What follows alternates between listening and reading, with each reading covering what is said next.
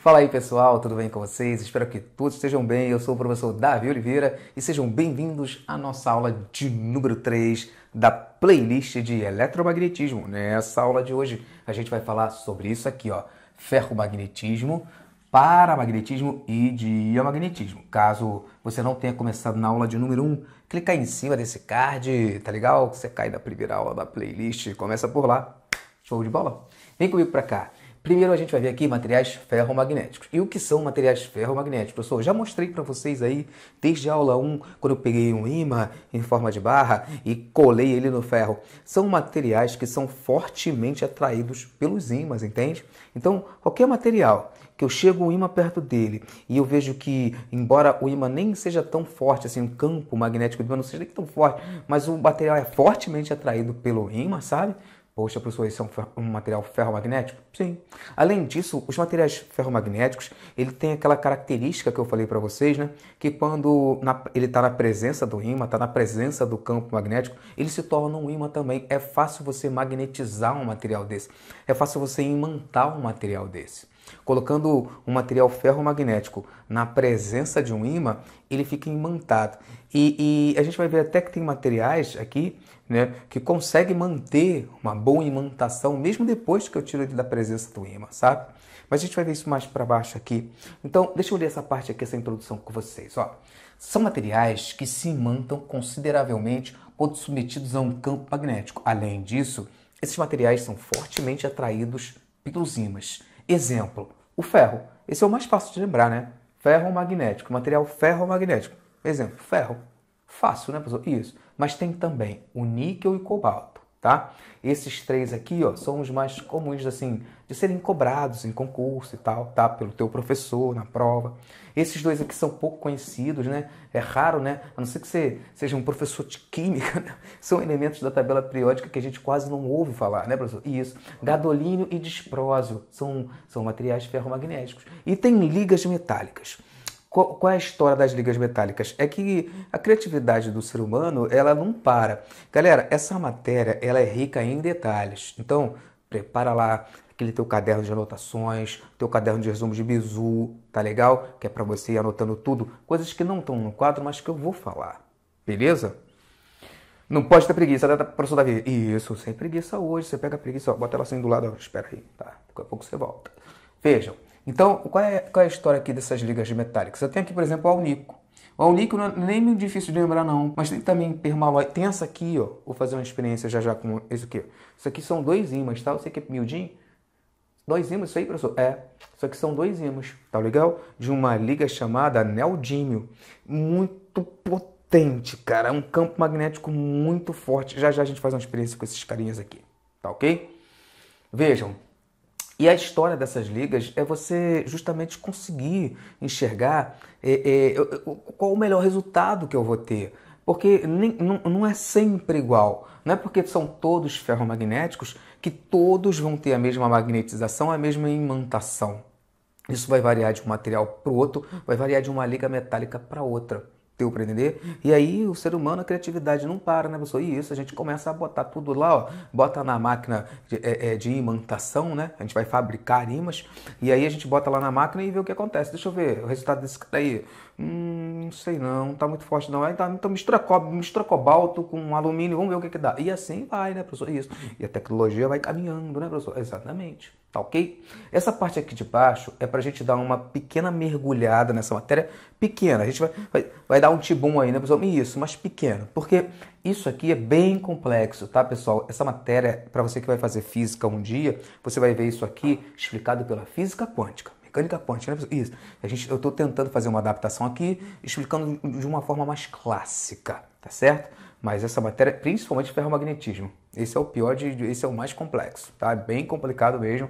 E você vai ter quando você for fazer física, você vai ter uma explicação aí dada pela física quântica, tá bom? Mas vem pra cá, vamos mergulhar um pouquinho nessa matéria. Eu coloquei aqui alguns desenhos, tá vendo? De barras de ferro, tá certo? Então aqui eu tenho uma barra de ferro desmagnetizada. E como é que eu sei que ela está desmagnetizada? Por causa dessas setinhas aqui. Que setinhas são essas, professor? Isso aí a gente agradece a um físico chamado Pierre Weiss, que foi quem estudou isso aí bem a fundo e criou o conceito de domínios magnéticos. Que história é essa de domínio magnético, professor? Fiquei interessado aqui. Isso é interessante mesmo. Toda essa parte de magnetismo, eletromagnetismo, é muito elegante. É muito interessante. Vem, olha, a natureza disso é muito elegante. Então vem, basicamente eu tenho aqui, eu estou espiando ali a barra de ferro, sabe?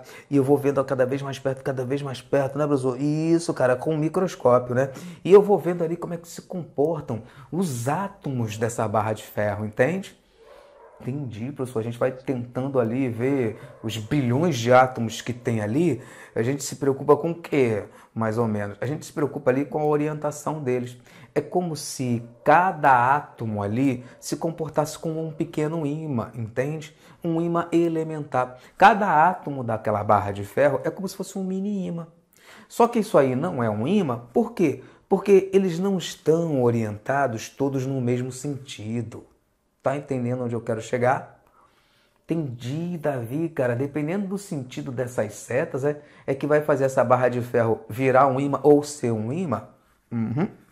Você tá entendendo direitinho o que eu tô falando. Então, cada setinha dessa representa um domínio magnético. Ali naquela barra de ferro, em cada material, isso é diferente para cada material, tá, pessoal?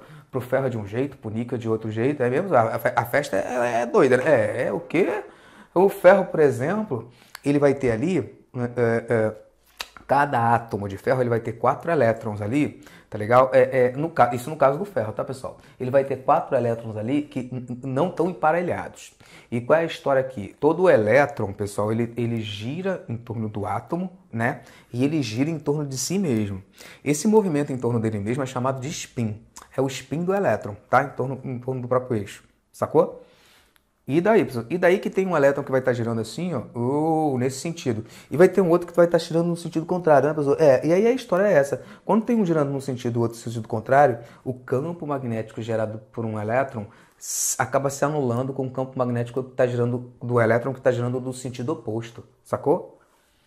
Saquei, professor. E qual é a história? A história é que, devido a esses milhões de mini campos ali gerados estarem em sentidos contrários, eles são impares, sabe? Acaba que essas coisas vão se anulando. No caso do ferro, eu tenho 4 elétrons ali que não têm um par, eles estão emparelhados, não estão emparelhados.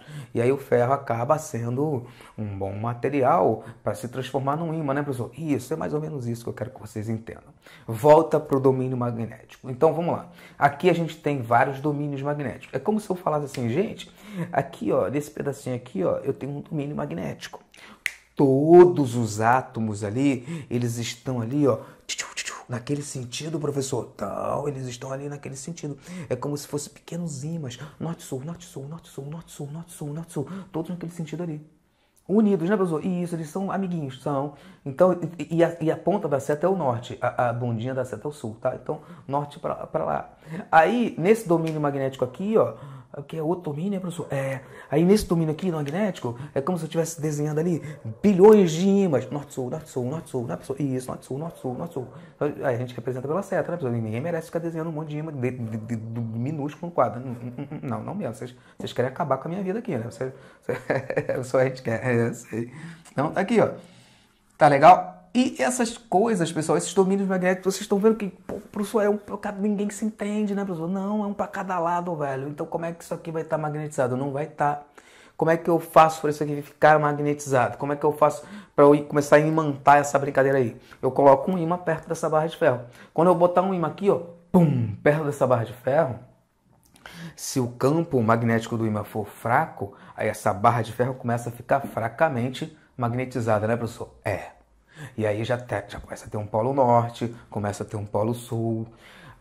Alguns aqui, ó, podemos dizer assim, a maioria aí, pelo menos, já começa a ficar mais ou menos no mesmo sentido. Estão vendo? Que aqui eu mudei a configuração aqui, um detalhe ou outro, ó. Esse cara aqui, ó, que estava apontado para lá, agora está virado para cá. Esse aqui também, ó. Tava virado para lá, tá virado para cá. Tô vendo, a maioria, né, não todos, estão começando a ficar virado para a direita. Exatamente. Tem um outro rebelde aí, mas tudo bem isso. É porque ele está fracamente magnetizado. Quando ele estiver fortemente magnetizado, quando eu botar esse cara aqui, essa barra de ferro, num campo magnético intenso, eu botei um ímã porradão aqui, porreta mesmo, bigode grosso aqui. Foi. Botei um ímã aqui, meu irmão, que potente. O que acaba acontecendo? Todos os átomos aqui, tá legal? Começam a apontar todos na mesma direção e no mesmo sentido, velho. Aí eu vou ter um ímã fortemente magnetizado. Os domínios magnéticos, eles começam a se alinhar de forma igual, entende? Tem formas diferentes de domínios, de alinhamento de domínios magnéticos, mas isso é para outro nível, tá? Rotação e coisa e tal, isso é para nível superior, tá? Para vocês, eu quero que vocês imaginem a coisa assim. Tá todo mundo ali, unidos venceremos, exatamente. Aí eles, ó, fortemente magnetizado, tá? Olha para essa parte aqui de baixo, atenção.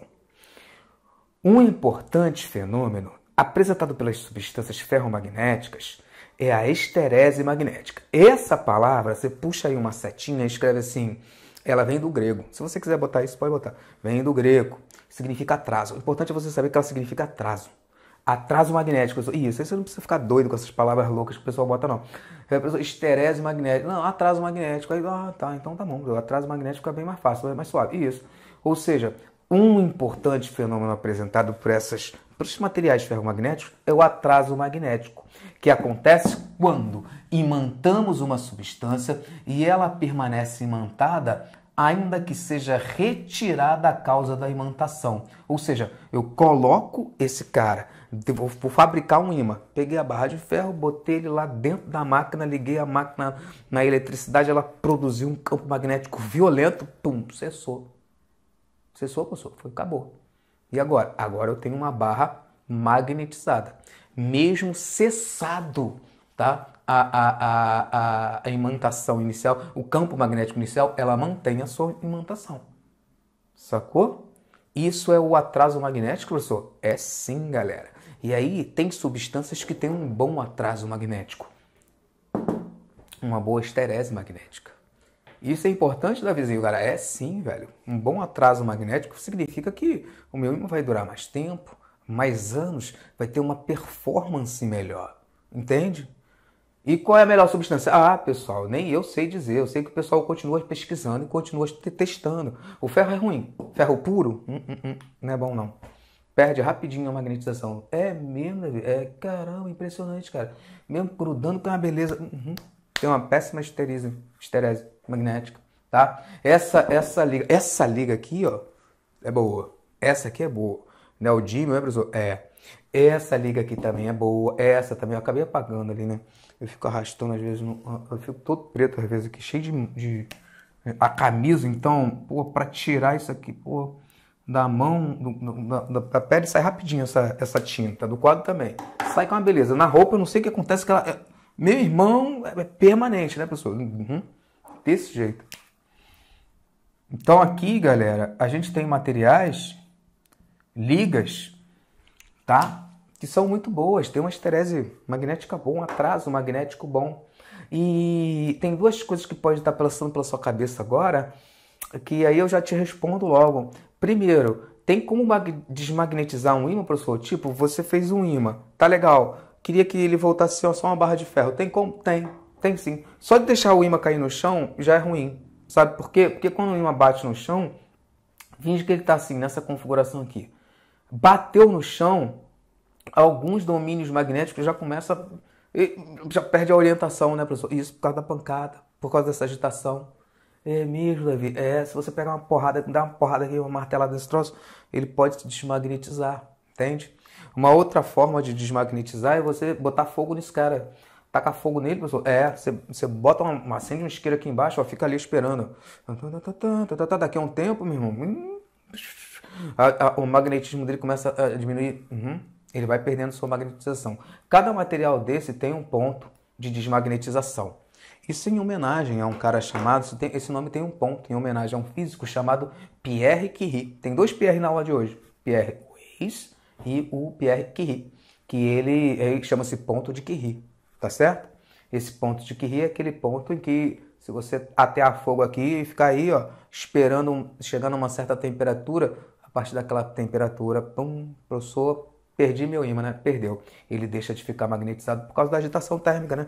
As moléculas ficam doidinhas, né? Com a temperatura, vai aumentando, daqui a pouco elas estão... Aí tira toda a configuração inicial, sacou? Vem para essa parte aqui, galera. Seguinte, a outra coisa que você pode estar pensando é que... Deixa eu botar isso aqui. É que... professor, aí eu tenho um bom atraso magnético e coisa e tal, mas e assim... E se eu pegar uma máquina muito potente mesmo, com um campo magnético assim tão intenso, que quando eu botar uma liga metálica ali dentro, ela vai sair tão forte que vai atrair o mundo inteiro? Não tem como, entende? Porque cada liga metálica, cada material, ele tem um ponto de saturação. É aquele ponto em que está todo mundo orientado. A partir daí, não adianta você aumentar o campo magnético que ele está imerso, entende? Já está todo mundo orientado. Todos os domínios magnéticos, todo mundo ali, é para lá que a gente tem que ir, né, pessoal? Isso, é para lá que a gente tem que apontar. Exatamente. Já está todo mundo na mesma vibe. Não vai adiantar você aumentar ainda mais, você só está gastando energia elétrica, sacou? Para produzir um campo cada vez mais intenso. Talvez esse seja o melhor momento para eu lembrar vocês que na aula de número 1, eu deixei um vídeo de recomendação para vocês. E para quem viu aquele vídeo, nossa, essa aula aqui encaixa direitinho. Se você não viu, vou deixar de novo na descrição aqui embaixo. Tá legal? Muito importante mesmo. Vem comigo para cá. Materiais paramagnéticos. Aí é por isso que está o nosso carinha aqui e a minha barra de alumínio aqui também. São materiais que ficam pouco imantados. Pouco, né, professor? Isso, muito pouco, galera. A coisa é difícil de mostrar. Pouco imantados, quando submetidos a um campo magnético. Além disso, esses materiais são fracamente atraídos pelos ímãs. Exemplo, alumínio. Aí está aqui a barra de alumínio para mostrar isso.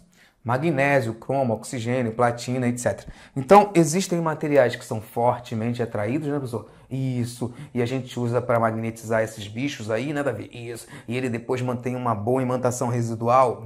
Tem até um gráfico disso, sabe, pessoal? É maneiro. Meu irmão, para soltar isso aqui é uma droga. Filho, mexe um belisco com esse troço, que ele vai e volta. Aí belisca meu dedo. Dói pra caramba.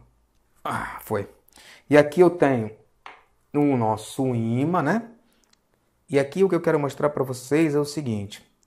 Esse material, o neodímio, ele tem um campo magnético muito intenso, sabe? Porradão mesmo. É chamado de superímã. Mas nem tudo tem um lado só bom, né?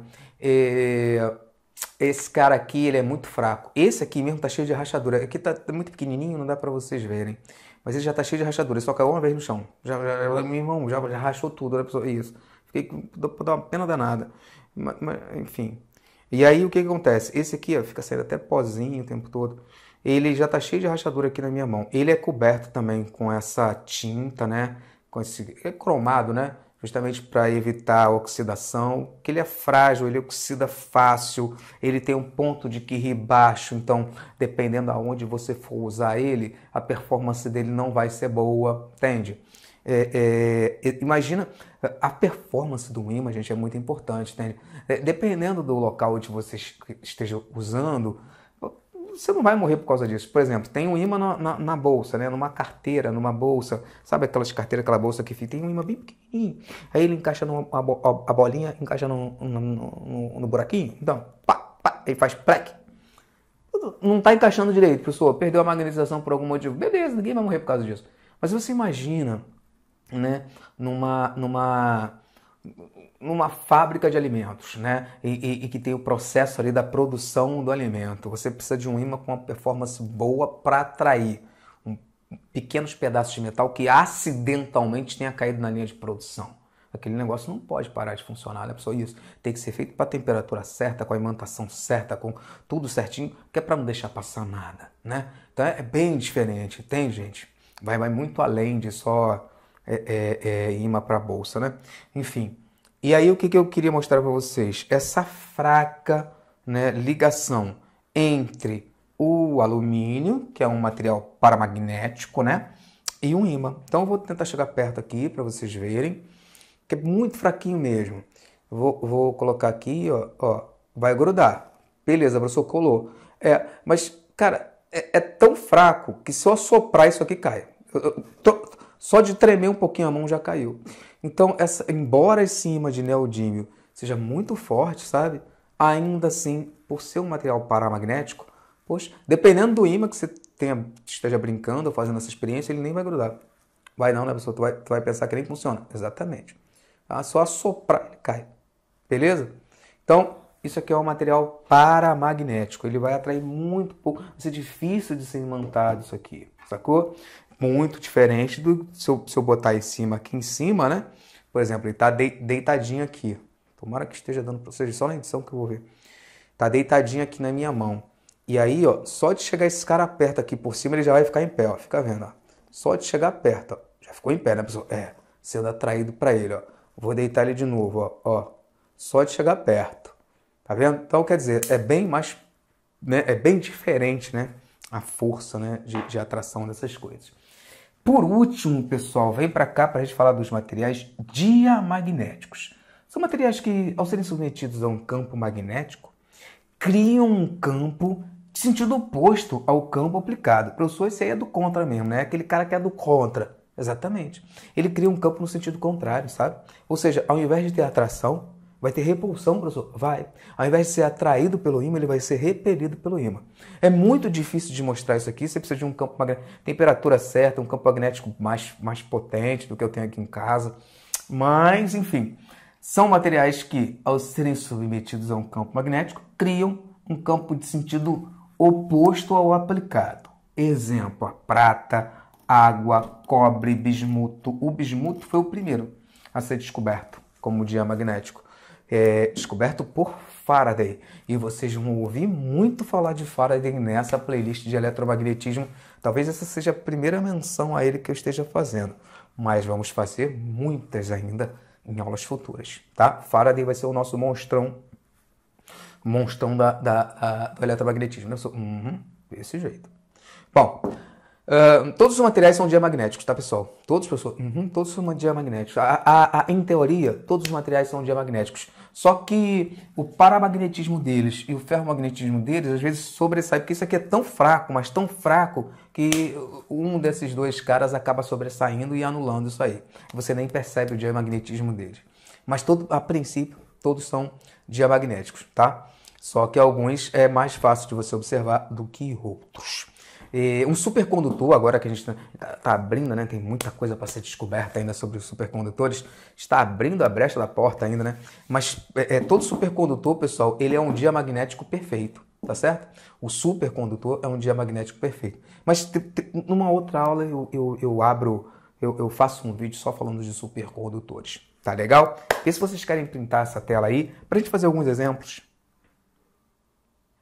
Beleza, moçada, dá a volta para cá então. Temos dois exemplos então, que é tipo um resumo da aula de hoje. E aí eu vou sair da frente, você printa a tela ou pausa o vídeo, tenta fazer sozinho ou sozinho. Eu tenho certeza que se você prestou atenção na aula toda, vocês vão conseguir. Tá legal? Depois deixa um comentário aí embaixo dizendo se tá vendo, cara, consegui tudo aqui, destruir aqui na aula de hoje. Beleza. E eu ataco daqui também. Vamos lá. O primeiro exemplo fala o seguinte, ó. Marca a alternativa incorreta. Eu quero a incorreta, né, professor? Isso, a gente está procurando, ó, a que não serve, tá? Um domínio magnético é um aglomerado de átomos, sim, Davi, alinhados uns com os outros, com certeza, tudo certinho nessa? Tudo certinho, essa aqui é verdadeira. O movimento de cargas elétricas produz o campo magnético? Produz sim, professor. O elétron, né? Tá ali girando em volta dele mesmo, o tal do spin do elétron, né, professor? Isso. E isso aí produz justamente o campo magnético. Produz, com certeza. Produz campo magnético. Então, o movimento de cargas elétricas produz campo magnético? Com certeza, galera. Aqui tá certinho. Não só o movimento em volta dele mesmo, como o movimento em volta do átomo, tá ok? E aí, meu camarada, para alguns tipos de ímã, terras raras, neodímio, alguns ímãs mais duros, o que interessa vai ser um determinado movimento. Para outros tipos de ímã, o spin do elétron. Tá legal? Mas isso também esses detalhes é mais para nível superior, tá? O alnico, a mistura aí de alumínio, né, professor? Isso, com níquel, com cobalto, sim, possui grande capacidade de retenção de campo magnético. Logo, tem alta esterese, atraso magnético? Certinho, certinho. Se o áureo tem essa capacidade de retenção, significa que ele tem alta esterese magnética, né, professor? E isso, ele consegue ali, após a imantação, ficar ali com uma boa imantação residual, tá bom? O ponto de Curie, aqui se fala Curie, tá, pessoal? Pronúncia. O ponto de Curie está ligado com o desagregamento dos domínios magnéticos? Tá sim. Ou seja, em certa temperatura, o material deixa de ser ferromagnético. Deixa, aí você perdeu o seu ímã, né, professor? Isso, passou daquela temperatura, o ímã se desmagnetizou. Por último, então, é o nosso gabarito, né, professor? Isso. Essa aqui é a nossa incorreta. A performance de um ímã não pode ser comprometida com o aumento da temperatura? Falso, né, professor? Com certeza não só pode, como vai ser comprometido com o aumento da temperatura. Vamos para o nosso último exemplo. Fala o seguinte, marque a alternativa correta. Agora eu quero a correta. Verdadeira, né, professor? Prata e níquel são materiais ferromagnéticos? Não são, não, professor. A prata não é ferromagnético, não. O níquel é, certo? Substâncias paramagnéticas são aquelas cujos ímãs elementares se orientam em um sentido contrário ao do campo magnético externo, nesse caso tendo repulsão? Não, professor. Falso também, né? Falso, galera. Aqui, ó, o que está errado aqui, ó? Paramagnético. Não deveria estar escrito paramagnético. Deveria estar escrito ali substâncias diamagnéticas, né, Davi? Aí estaria certo. C. Materiais diamagnéticos são atraídos fortemente pelos polos de um ímã? Não, Davi, claro que não. São os ferromagnéticos, né, professor? Falso também. Cobalto, níquel e ferro são materiais ferromagnéticos? São materiais ferromagnéticos? São sim, Davizinho, cara. Pode marcar aí. Esse é o nosso gabarito. E por último, deixa eu marcar isso aqui. Isso aqui é verdade. E por último, fala assim, não é possível, atualmente, desmagnetizar um ímã. Falso, professor, muito falso. Você falou que só de deixar ele cair no chão já dá ruim, né, professor? E isso já começa, já não é mais a mesma coisa. Se der uma porrada, pior ainda. Se passar do ponto da temperatura aqui do ponto de Curie, acabou a brincadeira. Acabou. Quer printar a tela de novo? Vê se vocês querem já com o gabarito. Tá bom, pessoal? O que eu fecho aqui essa aula de número 3. Espero ter ajudado, espero ter aberto um pouco a mente de vocês. Na próxima aula, a gente começa a estudar aqui a força magnética. Beijo no coração de todos. Até a aula de número 4. Tchau, tchau.